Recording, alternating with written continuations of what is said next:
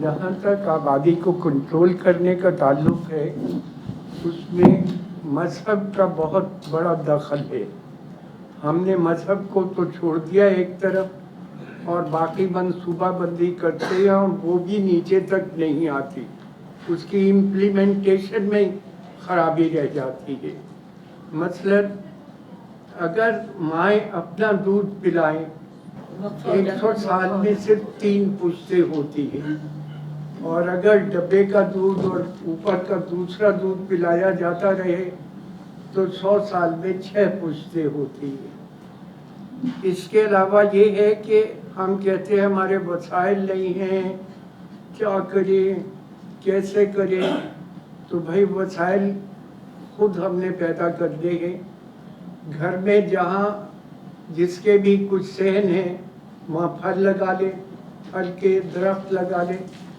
जहाँ कॉरपोरेशन और म्यूनसिपैलिटी जो है सड़कों के किनारे जो है मौसम के मुताबिक से फल लगा दरख्त लगा दे। जो शहराएँ हैं हमारी बहुत बड़ी बड़ी, वहाँ भी मौसम की मुताबिक से फल लगा दे।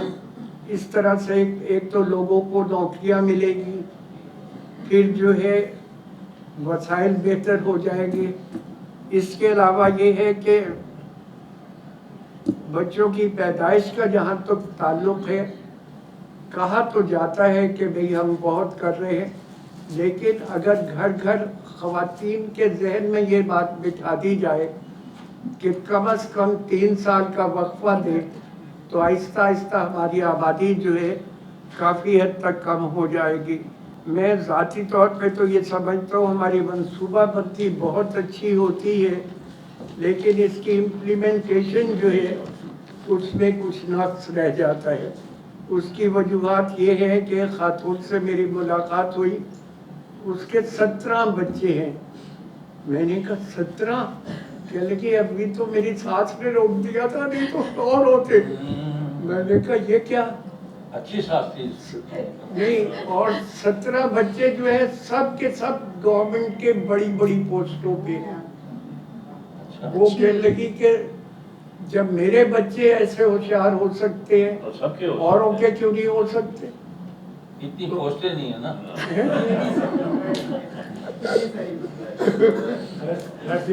तो एक ये है। दूसरा, आबादी गांव में जितने ज़्यादा लोग होंगे उन्हें खेतों में काम करने के लिए जो है लोगों को कहीं और से नहीं लाना पड़ेगा।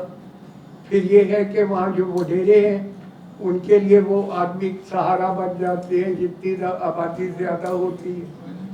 तो एक मसला थोड़ा है हमारे यहाँ तो इतने पेचीदा मसाइल हैं कि इनको हल करना काफ़ी मुश्किल मालूम होता है, लेकिन करना तो किसी न किसी को तो कदम उठाना ही है। तो बेहतर ये है कि मजहब वाला नुस्खा हम पहले इस्तेमाल करना शुरू कर दें कि अगर अपना दूध पिलाएंगी तो खुद ब खुद वक्फा होता चला जाएगा। और फिर जो है फैमिली प्लानिंग वाले औरतों को घर घर जाके अगर ये कायल करेंगे कि भाई हम ये नहीं कह रहे बच्चा बंद कर दो, बच्चा बंद कर दो, हम तो ये कह रहे हैं कि वक्फा डाल लो कुछ अरसे का। तो अल्लाह ताला ने रिस्क का वादा किया हुआ है, वो तो मिलेगा। अब चाहे कैसा ही मिले, आबादी बढ़ रही है, रिस्क तो मिल रहा है उन्हें। वो तो यही कहते, देखो मजदूरी भी मिल रही है, सब कुछ मिल रहा है, नौकरियाँ ही मिल रही है। मैंने कहा फिर रिहाइश उस तरह की नहीं हो पाती जिस तरह के अच्छी तरह से हम रहे, सेहतमंद रहे हैं, हमें और सहूलतें मिलती रहे, हमारे बच्चे अच्छी तरह से पढ़ते रहे।